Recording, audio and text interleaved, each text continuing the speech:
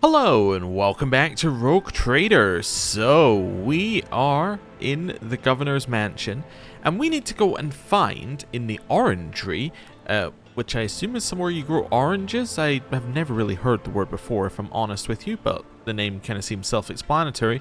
We're going to go there and find what she says is a mutant, which may actually be something else.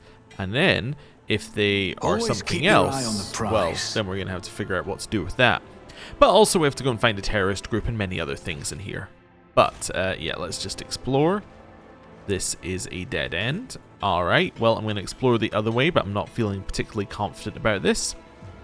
Yep, that is a dead end. Oh, did you hear? A vixen Goldino caught her husband with the servitors again. Again? I always keep my options open. Okay, well, we'll leave them to it. Yeah, that's an odd, like, image that is in my head now, and I'm like, no, we need to remove that image with anything else. Right. I now know Ooh. what the expression beautiful couple means. I am sorry that this exquisite picture was not destined to be realized on the canvas of reality. Thank you for your kindness, Lady Navigator. Perhaps it is for the best for everyone involved. I have no idea what they are talking about. Also, they are in the wrong position. Pascal can be here, and you can be here?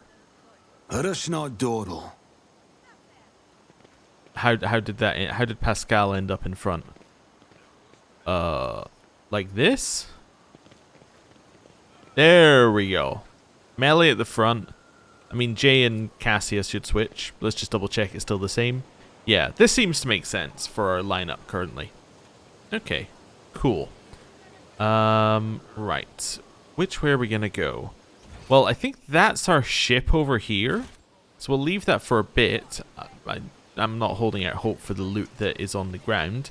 So let's head this way for now and just see what we got. I always have a backup plan. We have an aristocrat and some servants. Hello. Such an important... okay, I wasn't reading that. It's such an important occasion, a visit from Rogue Trader marred by such an unpleasant incident. Oh, okay, they're just, like, saying things.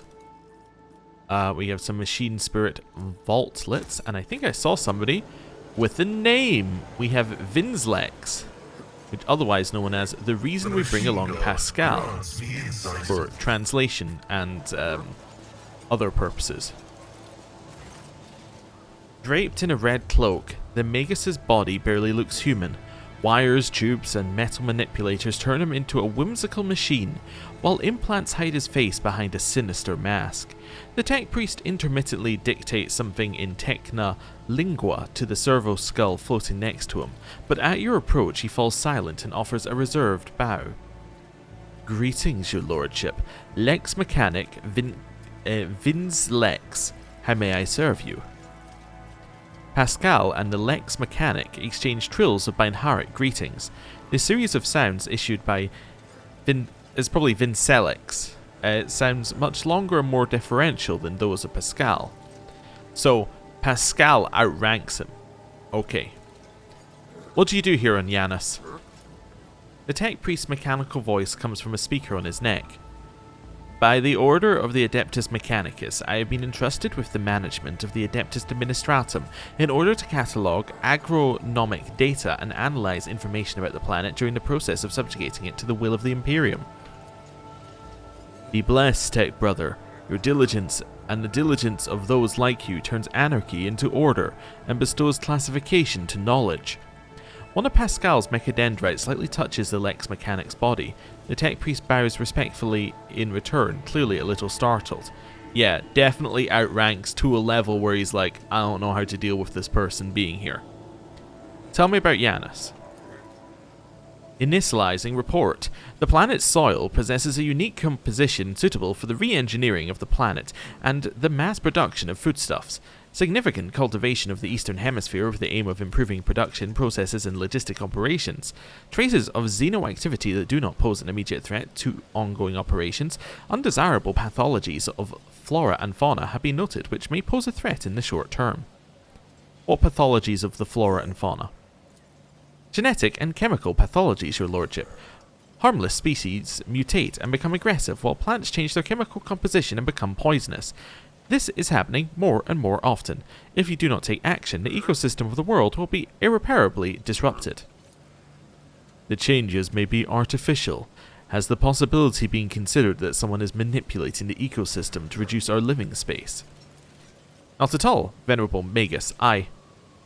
Our tech comrades from the Magos Biologists are humble workers, not warriors. They could not have come up with such a militant nature. Wait a second, so Venerable Magos, let me just head up here for a second. All the way back to the top. So he's a Magos and he's a Magos. So in theory, they're the same rank, I think. I'm not entirely sure what the tech priest ranks are.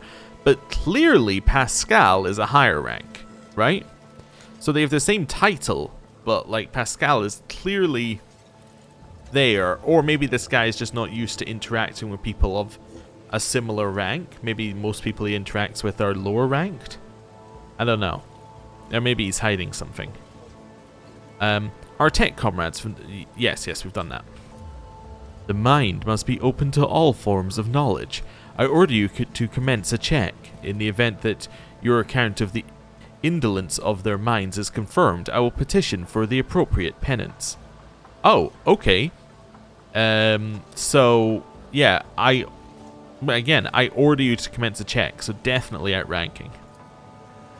Interesting. It is often what seem to be insignificant anomalies like these that lead to greater troubles. How is the governor dealing with undesirable pathologies? I have analysed the genome of the affected species and am currently developing suppressor genes to make the planet's organisms resistant to pathology, but have so far not been able to solve the problem. Further exploration of the planet would perhaps speed up these processes, but the administrative apparatus has imposed a ban on expeditions that are not directly aimed at improving production. Traces of Xeno activity?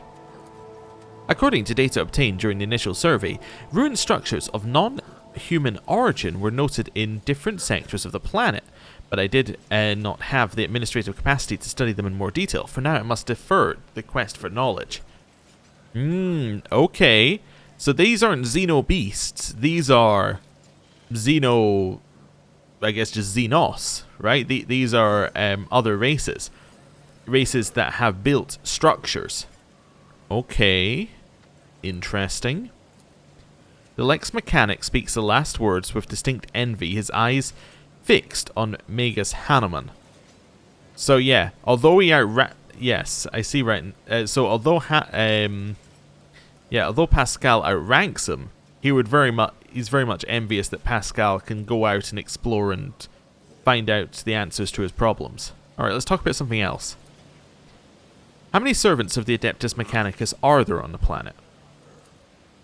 According to the data stored in my cogitator, all infrastructure nodes for food harvesting and processing have their own contingent of technomats. The total number amounts to 253. Correction, based on latest data, the figure is 211 units. Okay, so they lost 42 units somewhere? Interesting. How are things with you and your fellows? The current situation on the planet is assessed as stable. The progress of the prospects is assessed as encouraging. Alright, we'll speak later. As you wish. Huh. Interesting. So, not quite as it was described to us, like, oh, there are some beasts from the planet that are here. No, there's ruined structures that are here. That's Is there money to be made? very different. It's very different if there are structures of a civilization to there are just a few, you know, like local wildlife around. I think this is an orangery. I could believe this is an orangery. Let's head up here. Keep your eye on the price. This is an orangery. Alright. Heinrichs? Be cool, okay? This person helped us. Like, they might be, you know, horrible Xenos, but at least, you know, let us talk. Iliad Lenevus greets you, Elantark. Okay. I'm getting distinct can join our party vibes immediately by the fact that they're voiced and have a portrait. Okay. Also, I think I recognize them from the cover art. The bizarre creature before you only vaguely resembles a typical human.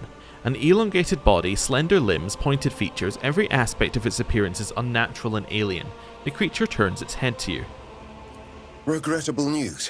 This creature is not a mutant as the locals assumed, but a representative of the Eldari, one of the myriad enemies of humanity. You should not trust this creature. Do not communicate with it any longer than necessary.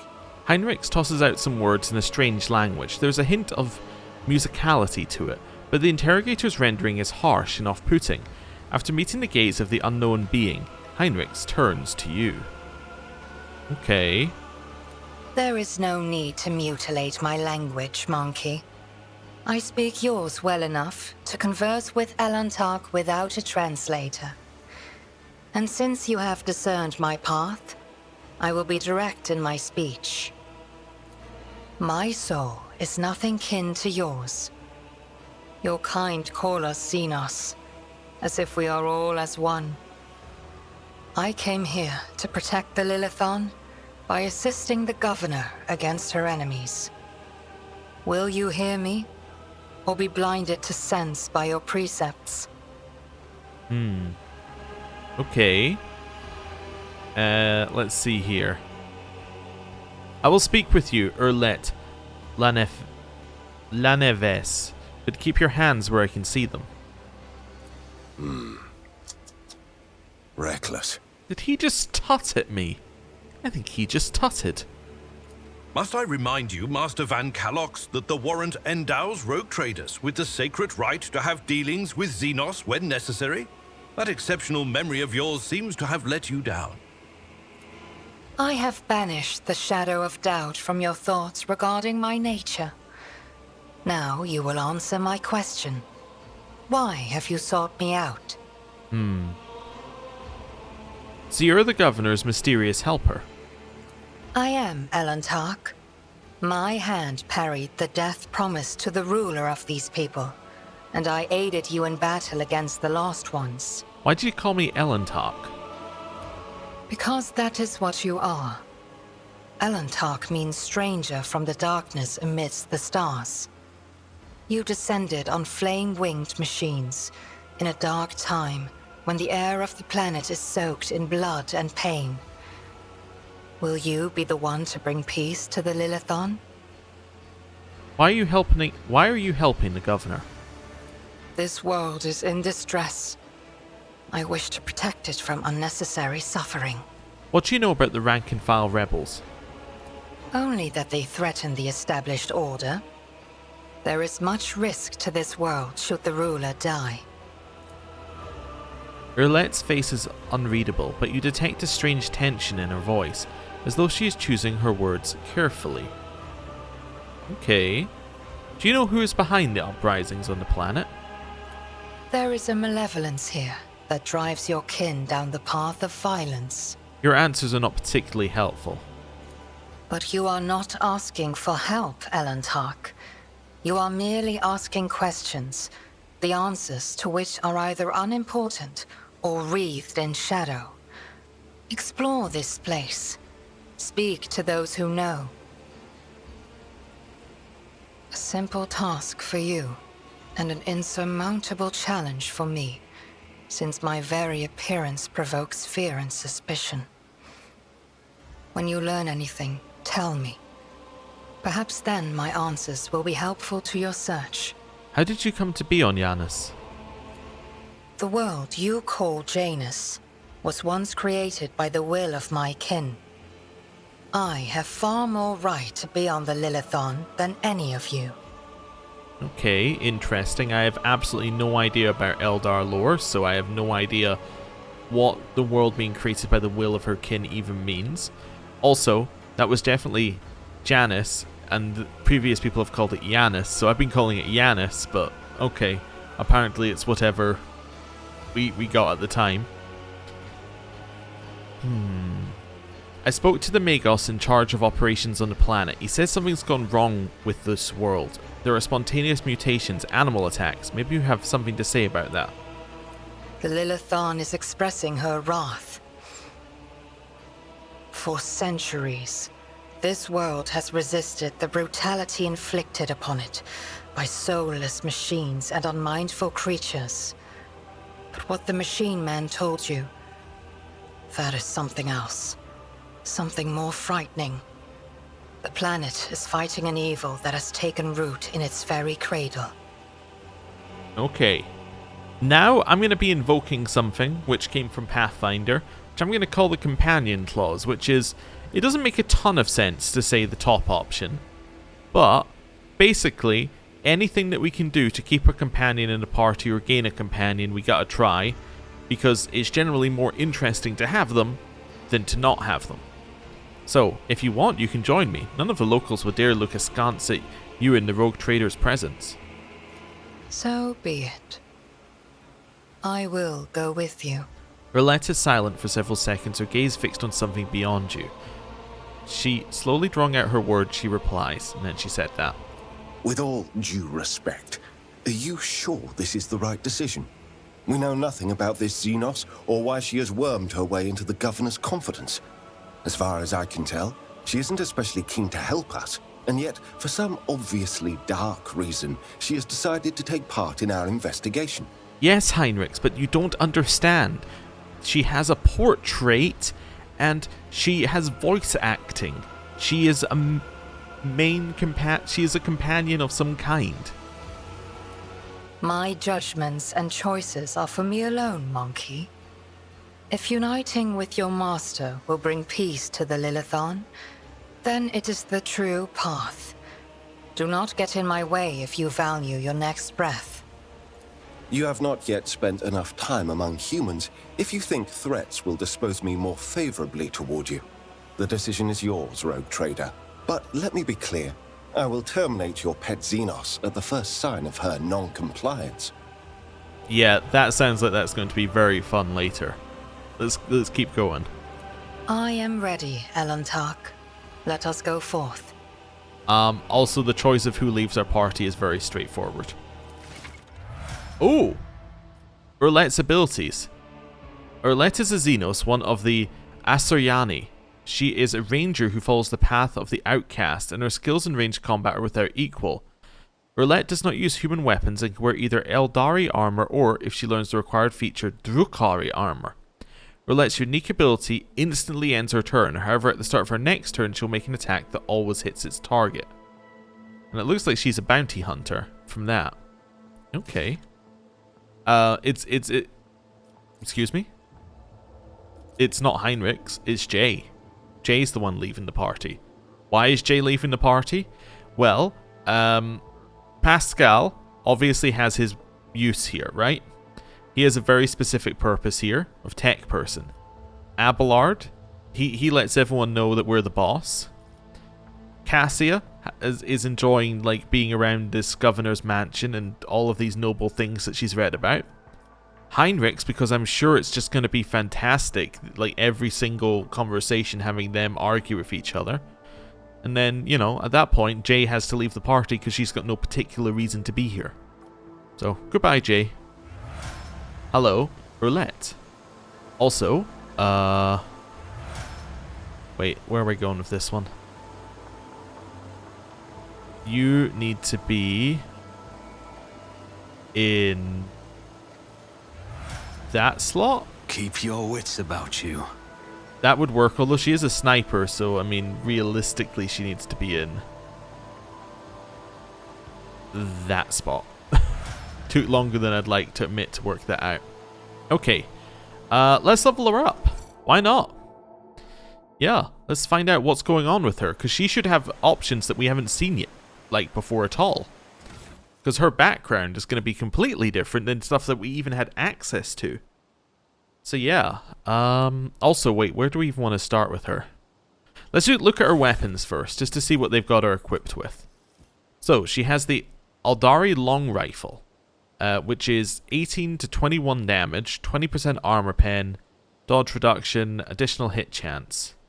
Do anything else? No. Okay. Let's just have a look at what we've got. So we immediately have this. This is what she has, but better. Yes, and whenever the wielder scores a critical hit with a single shot attack, they gain an additional attack this turn. Yeah, this is literally what she has, but better, because there's no reason that you would ever use a single shot over a Deadeye, right? The single shot is 95-47. Deadeye is 50% bonus to effective range and extra 10% to hit, so it's 95-47. Oh, it's the same hit, actually, on this one, because it's... Oh, no, that's effective distance is the same? Wait. Why am I reading this wrong? I thought that 95 was the hit chance.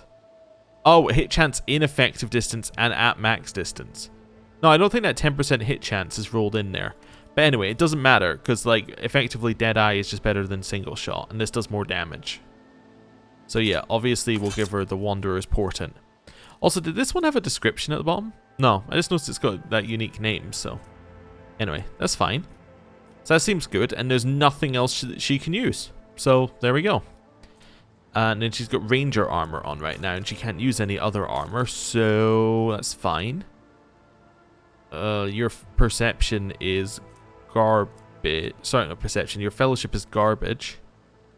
You don't use melee attacks. Don't have endure. Wait, do you have endure? I said that without even checking. No, you don't. You don't have endure. You're operative bounty hunter, I think. Or no, you're not. You're just operative. It's you haven't got a second archetype.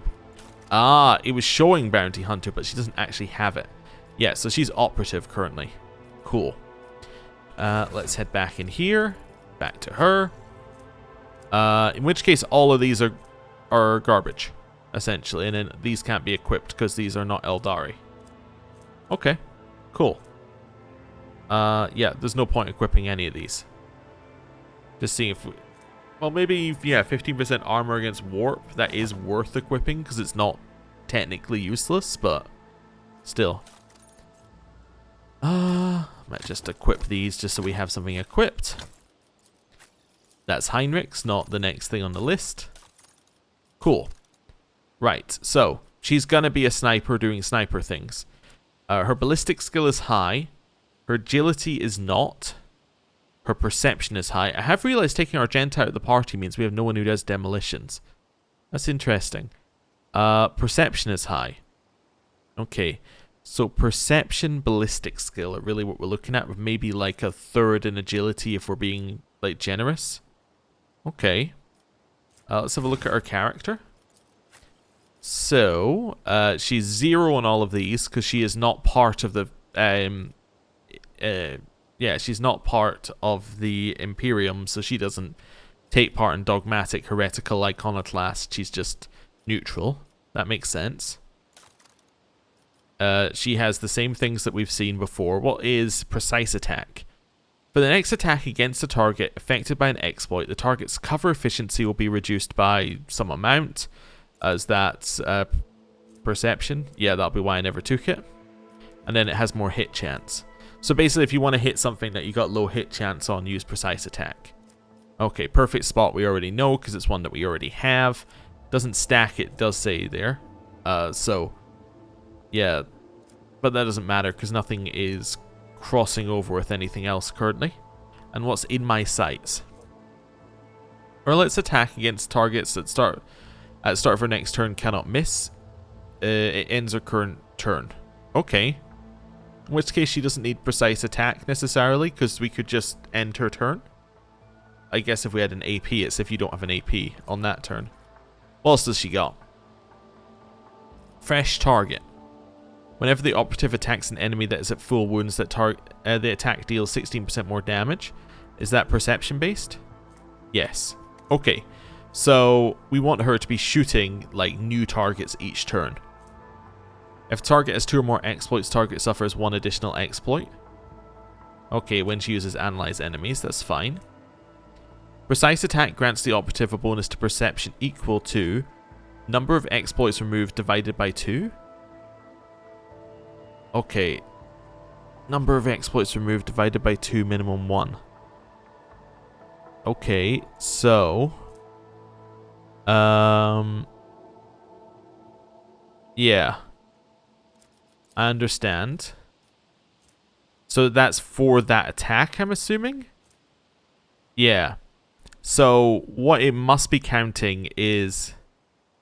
What I'm assuming this is doing is it's saying that the perception that precise attack will give you... Or, sorry, the perception value that the precise attack is using is equal to your perception bonus plus the perception of number of plus the number of exploits removed by 2. Okay. So that means that this would, instead of being 6 right now, because it said minimum 1, it's always going to be 1, so that would push it up to 7. And then it could be like, let's say that we've got 5 exploits on it. That would give us plus 5 to that. And then that would times the number of exploits. I don't know, unless this times exploits is from that, but I don't think it is. I'm not sure. Anyway, that's fine. It doesn't change how we use it at all. If the operative attacks a target affected by an exploit from a distance of 9 cells or farther, the attack deals 15% more damage. So it does 16 if they're at full wounds, and 15 if we're really far away. Seems very straightforward. Shoot people at full wounds from far away. Okay. Origin talents. Oh, also we have the dismantling attack stuff. That's fine. Oh, yeah, actually, what did we take? Lowers dodge and armor of people around the person, and then the target also provokes attack of opportunity whenever it attacks. Cool. Oh, if the operative has not moved this turn, they gain 6 ballistic skill and 1 damage for every 5 cells between them and a target. Okay. The Children of Asurian. The Eldari are supernaturally agile and can advance their agility, perception, and awareness skills regardless of their class. They also gain 15% dodge chance and plus 2 initiative. Okay. Swift movements give us extra movement speed. Okay, so what I'm seeing is, at the start of combat, run to somewhere, sit there and shoot people. Enemies suffer a minus 20 penalty to dodge against las weapons. In my sights only costs 1 AP. What's in my... That's the origin talent. Okay, so it would normally cost more? Okay. Craft World Krudarak? Craft worlds are colossal vessels that carry the remnants of the once great and numerous Asuryani people through the darkness of the void. Each craft world a marvel of psycho-engineering and a self-contained abode. Over such long periods of isolation from the rest of their kin, even unique cultures have formed among the craft world's denizens. Okay. And an Asuryani outcast. A child of Asuryan who has chosen the path of the outcast and willingly left their craft world to wander and explore the cosmos. Outcasts are masters of survival and skilled sharpshooters who prefer to destroy their prey from as far. No, it's not a keyword game. It's giving us prey from Bounty Hunter. Yeah. And then Eldari equipment. And then you got some flagship stuff, which we don't care about at this exact moment in time. Okay, we got anything else? Ooh, okay. Few can claim to have survived an encounter with a Xenos, and even fewer to have struck up a friendship with one of these creatures. However, the privileges of a rogue trader allow one to make acquaintances even among the children of Asuryan. That is what the kin of Urlet Lana Eves, a mysterious and taciturn Eldari, call themselves. The path of the outcast led Urlet to the agri-world of Yanis, where she met the rogue trader. In joining his crew, Urlet hopes to travel the distant stars and uncover the mystery surrounding the demise of her craft world. This Eldari will go to any lengths to accomplish her mission, even taking even the most desperate measures. Okay, so yeah, a little bit that we didn't know there, but yeah, cool. Also, it basically just saying, yeah, she'll be with you after this. Right, which one of these do we take? Well, the obvious answer is given assassin needs you to be at a specific angle. Grand strategist is unnecessary and you are neither intelligent nor fellowship. Means we're taking bounty hunter. It's easy. Bounty hunter is critical hits, which makes a lot of sense. and killing targets. Yeah, it's kind of exactly what we want. Is agility, perception, ballistic skill. Yeah, kind of like exactly what we want. Okay, so we get Hunt Down Prey, which is the same thing that Adira has. Level 2. Okay, so the difference between Adira and Urlet is that Urlet is actually good at shooting things, so this might be worth looking at. As Claim the Bounty would be tempting to just go for. It gives us an extra attack, which is always good. And it does 4 times the ballistic skill and perception bonus of usual damage. Which is a ballistic skill 5, perception bonus 6. So it would do 44%, so it almost does half of it. Also, I just realized with this one, there is actually potential for Claim the Bounty to end up doing more damage eventually. All you would need to do is have your ballistic skill and the perception go above 20. Now, I don't know if that's possible, but it doesn't seem impossible. Anyway, that's fine. So we could do that. Let's Cull the Bold. The Bounty Hunter's next attack this turn will have the following additional effects. Oh yeah, this is the one where I read it and went, it's too long. But okay. Deals additional ballistic skill bonus damage, which again would get, well, that would, I assume, get multiplied by our percentage increases to damage. Enemies' armor will be reduced by 3 times the target's difficulty tier %. Which means very little, I think, most of the time. Even if it's like a 6 difficulty tier, you're saying their armor will be reduced by 18% until the end of combat. I mean, it might stack. I don't know if it stacks. If the enemy's armor against this attack is below 20%, the enemy's dodge is also reduced by the same percentage against all the Bounty Hunter's attacks until the end of combat. And the Bounty Hunter's next attack this turn deals an additional ballistic skill bonus plus the greater of perception or int, so that's going to be perception damage. So it would deal additional 11 damage.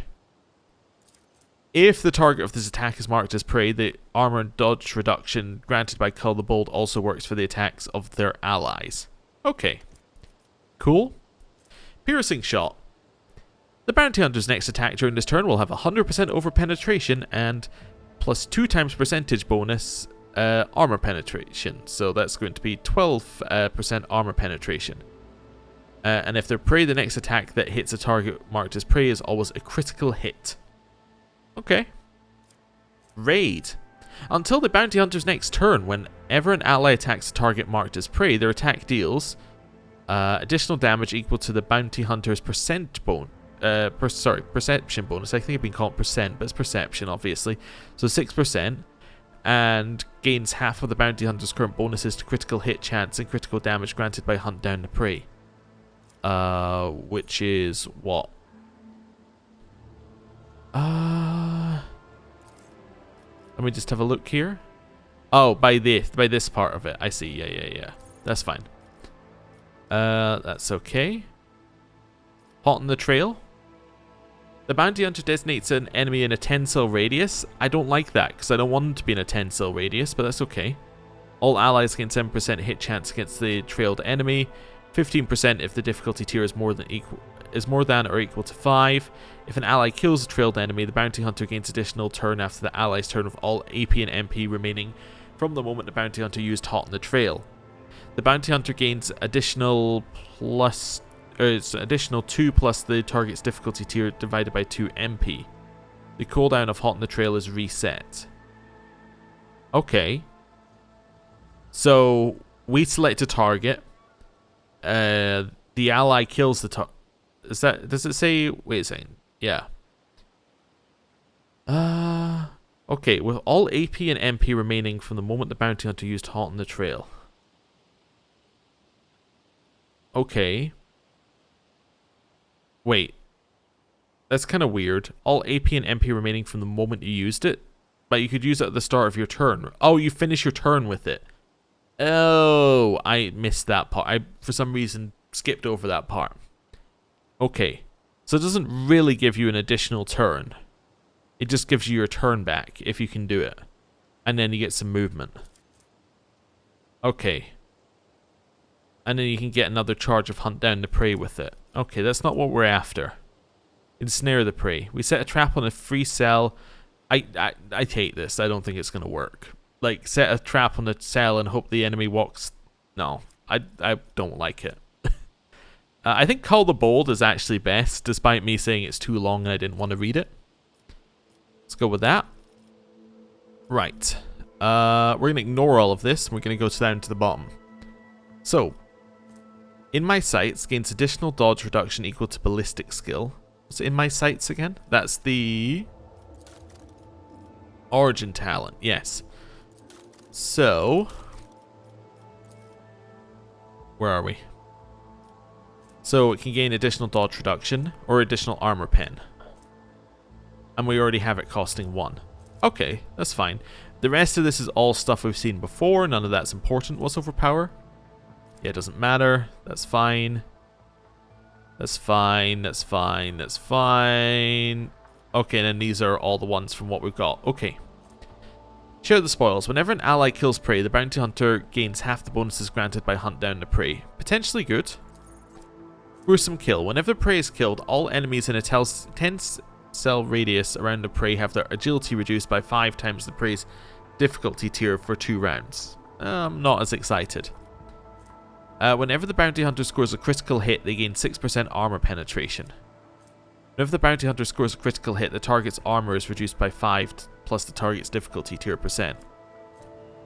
Whenever an enemy is killed by a critical hit scored by the bounty hunter or their allies, the bounty hunter gains 2 times the enemy's difficulty tier percent damage for 2 rounds. Doesn't say whether it stacks or not. I assume it must. Withdraw. Whenever the bounty hunter is attacked in melee range, that should never happen.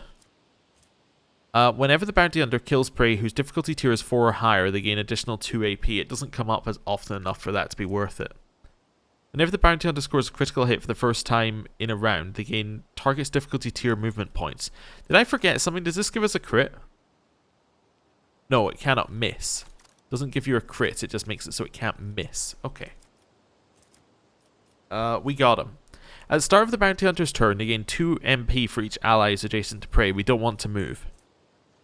The bounty hunter's first critical hit in a round grants their allies stacking target's difficulty tier plus bounty hunter's perception bonus divided by 3 bonus to armor penetration. Once a character with this bonus reloads, the bonus is removed. Whenever the prey deals damage to bounty hunter's ally, the bounty hunter gains stacking damage. We don't have Call the Bold, so it doesn't recommend that we take this. Wait, no, we do have Call the Bold. Okay, we just didn't. I needed to reselect it. It additionally removes target's difficulty tier deflection, 2 times the target's difficulty tier willpower, and 2 times the target's difficulty tier toughness from the target. And that's pretty good. I like that one. Pounce. Bounty hunter's allies gain 3 plus the bounty hunter's perception bonus, so 9 critical hit chance against enemies affected by prey, trailed, or immobilized. Whenever prey that is not being trailed is killed by an ally, the bounty hunter gains an extra turn with half their MP and AP. The bounty hunter cannot attack during this extra turn. Whenever... Well, I suppose I should mark it anyway. Whenever the bounty hunter hits an enemy with attack, they inflict the catch effect on that enemy. At the start of the bounty hunter's turn, this enemy suffers a stacking 2 times the catch's difficulty tier plus 6, which I think is perception, percent penalty to their armor and dodge. Once the catch moves or suffers damage, the catch effect and the penalties are removed. Okay. That's fine. Critical chain. Whenever the bounty hunter kills an enemy with a critical hit, all allies in a 7 cell radius around the target gain target's difficulty tier percentage critical hit chance. Whenever the bounty hunter performs a single shot attack on an immobilized or stunned target, this attack refunds its cost and does not count for the attack limit once per round. Very cool if we can get stuns to happen. Whenever the bounty hunter kills an enemy whose difficulty tier is 4 or higher, the bounty hunter immediately reloads. Again, I don't like the ones that are 4 or higher because that implies that you're going to be fighting things that are 4 or higher, and currently we're not. Like, could it be useful? Maybe, if it throws a lot of 4 or higher enemies at us, but so far it's not been doing that. I do like this one. I do like Share the Spoils, because it means that we can just kind of mark some high value targets, and then if we kill them, we're good. Yeah, I don't think... There's nothing actively increasing our crits, I think, currently, apart from, like, just our stats, so... Yeah, let's take that. Okay, we gain AP. I want to take... I think we worked out how crits work before. Was it not if you hit and then like overhit you get a crit or something like that? Like if your hit chance or your hit roll is high enough then you get a crit or something? Yeah, I don't know. I need to have a look at that again. Maybe we're critting much more than I think we are. Which would be fine because we could come back to this. Let's take a point in ballistic skill because that gives us a round number, which is good. And then here we get another one, but we can only take one of the generic talents. Okay. What do I want to take? Could take like base skill Lore Xenos, but again, you're not gonna. Well, you've got you're not gonna scale on that one. Anything scale of perception? Awareness scales of perception. We can maybe take in a perception thing, like basic skill awareness. That'd be cool. And then that would allow us to get advanced skill awareness later, which would then allow us to reroll failed skill tests, which would be nice. You get characteristic trainings as well. So we get like characteristic training for perception. Yeah, what's breaking point? Heavy weapons deal additional damage. Do we use heavy weapons? I don't know. I'm not going to leave the screen to find out because we've made so many selections. Yeah, let's go down here. Let's just take the awareness one. It's what I want to take right now. Sure, why not? And that'll be good. Right. Might have built the character entirely wrong, but there were reasons for what I did, which is at very least fine. Right. Just want to check. It doesn't say that it's a heavy weapon, so I assume it's not. Okay, that's fine. There's nothing else we can equip. I think. Yeah, because you couldn't equip any of these because they're all not Eldari equipment. Cool. Cool. That's fine. Right. I think we're good to go. Now immediately I'm like, I want to go shoot something so I can see, you know, how all the stuff that we just put together works, but that's fine. An otherworldly silence reigns over the arches of the gazebo, perhaps a sound barrier generator mounted in the dome. Okay, so something to keep it quiet when you're in the gazebo. No, there's a noble just hanging out here. House Grantis has never inspired respect or trust. I have no doubt it was they who brought the treacherous servants into the estate. Rise to the top, or get left in the dust. We'll go through the orangery. The ivy covering the archway gives off a delicate, heady fragrance, although you do not see any flowers. Okay. Let's figure out where to go next. I guess we could go to the other side next and just see what's going on over there. Let us not dawdle. That makes sense to me if we're exploring this in a sensible way. She always seems to run at the front as well. Is that because her movement speed is higher? It might be. Yeah, I think it's because her movement speed is higher. I always keep my options open. Interesting. Commerce, 100%. As it should be. The governor's palace is opulent. The gilt finishes and plaster are updated regularly and frequently. It seems too frequently, even for buildings situated on the coast. Maybe wasting money? Potentially. Okay. Is there money to be made? Goods over here. We'll have them. Alright, thank you. It was weird that highlighted, but whatever. Some servants back here. Cargo changes notifications. I always have a backup plan. Okay, in here, old servant. Hello. Hearing your footsteps, the elderly servant grabs an injector and stabs it into his arm. The area around the needle immediately starts turning black. You're too late, rash dogs. I'm the master of my own fate. When he gets a better look at you, the man drops the injector in astonishment and seems poised to prostrate himself on the floor before you. It's you, your lordship. The God Emperor must have brought you here. I beg you, help the rebels and save Yanis. He doubles up, hugging himself, and is racked by coughing that leaves his lips wet with blood. Forgive me, your lordship. If only I'd known it was you. My eyes deceived me. We've little time now, but I swear I'll tell you everything. Looking at the old man, the tech priest utters, Nerve toxin. The inevitable cessation of vital functions is expected in no more than 60 seconds. Silent clicks emitted by the visor indicate an ongoing PICT recording. Okay, say whatever it is you want to say and be quick about it. In the name of the Golden Throne, your lordship, show mercy on the humble workers, the salt of Yanis, save them. Vistenza Vat, the untouchable governor and leader of the nobility, is creating something monstrous behind closed doors. She uses the Imperium's interest as a smokescreen and purports to be a scholar, but her actions are poisoning our planet. Did you know that settlements that fail to pay their due tithes on time have been allowed to pay with people instead? They even deliver them to order, sometimes old folks, sometimes children. He lowers his voice to a whisper and leans in toward you. I've seen those people. I've seen them being delivered to the estate, and they're never seen nor heard from again. They go into the secret rooms and they don't come out again, your lordship. Ever. Peasants who were taken to Urak 5 to serve House Arcelio were never seen or heard from again either. They became loyal servants and toiled for the good of a great dynasty. Why should they ever return to their filthy, squalid abodes? The servant lets out a moan. The dark stain on his arm seems to creep through his veins until his arms and neck are a latticework of black. The servant's breath quickens and becomes irregular. Okay. What secret rooms? Hidden chambers deep within the palace. I've never been inside, thankfully. The servants who are allowed in, the ones the governor trusts, they change. She changes them, pretties them up, defiles them. I see no shadows of deceit behind your words, and even so, I would have noticed. I know I would have noticed the signs of which you...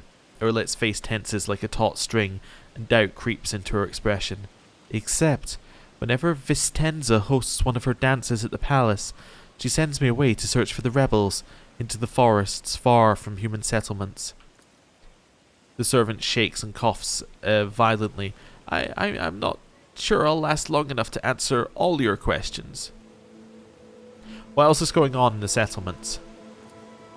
I'll tell you what I was told by the people who contacted me. These tithes, some settlements have already switched to paying with people. They say amenable settlements get special treatment from the governor's dogs.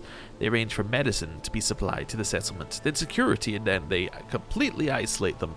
All contact between those inside the settlement and the outside world is cut off. One lad managed to get out. He's the one who told me all this. That people are rotting alive in there. Strange growths, yellow eyes, stinking like dead bodies. The worst looking ones are rounded up and taken away. The fellow who escaped, he seemed fine, but within a couple of days the rebels, or of the rebels picking him up, he started seeing monsters instead of people. They had to lock him up away from other folk, the poor sod, and then his wrists. The man starts to convulse, indicating he is close to death. He raises his already unseeing eyes to you. Your lordship, if you'll permit a dying man to make one last request, don't tell anyone I was the one who unlocked the doors. If you do, they'll go after my family, my home. Oh, he's the one who let in all the rebels in the first place. I had missed that, but okay. I will keep your secret. Please save us, save Yanis. The servant rasps violently and collapses on his side, racked with convulsions. Okay. I mean, he's believable because, he had nothing left to lose at that point. He'd already committed himself to dying. So, yeah, interesting. Can we speak with these servants? No. Huh. So everything might not be as it seems. Keep your wits about you. We were told that the one leading this place cannot be allowed to die because otherwise there'll be great horror, which is what she's saying. But at the same time, like, that guy was quite clearly saying the one who's causing all this to happen is the person who's in charge. I think we need more answers. Also, is Jay just standing over there? Really? Is she just standing here? No, but I guess her character model just sinks into the ground or something? Weird, because it was like, Jay's over here, and I'm Let like, us no, not Shane. dawdle. Okay. Well, we're not quite going back in to see the governor yet. I think we need to get some more info.